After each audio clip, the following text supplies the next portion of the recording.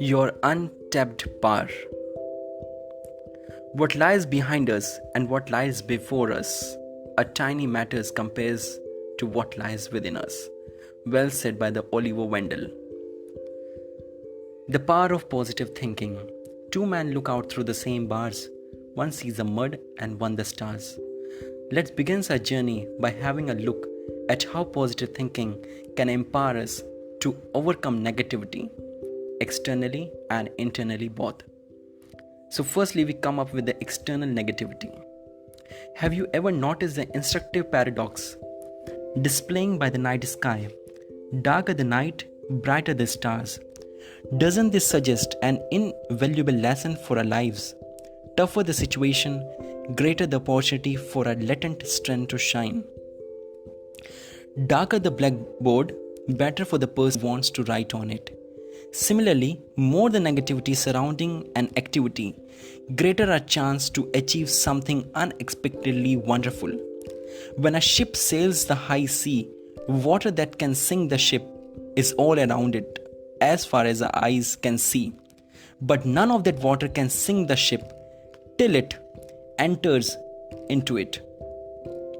Similarly, when we embark on an ambitious project, negative talks may bombard us from all directions, but none of that negativity can defeat us till it enters into our mind and discourages us. We never lose till we lose hope. Therefore, why should we place ourselves amidst people and discourage us? Even if we cannot avoid them entirely, why should we let their words enter into our hearts?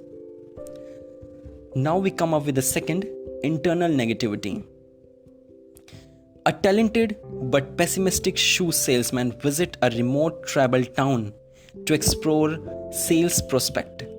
He returned disappointed. No potential. Everybody walks barefoot there. And the less talented but more optimistic salesman visit the same place and mail his head office. Huge potential. No one wears shoes here. Everybody is a prospective customer. A winner finds a solution to every problem. A loser finds a problem with every solution.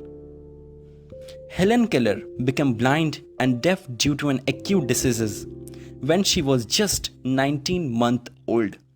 She soon left even with the ability to speak, but by her optimism, she learned that to speak and eventually graduate with honors. In fact, she became the world's first deaf-blind graduate. She went on to become globally famous speaker and writer, championing especially the cause of those with disabilities.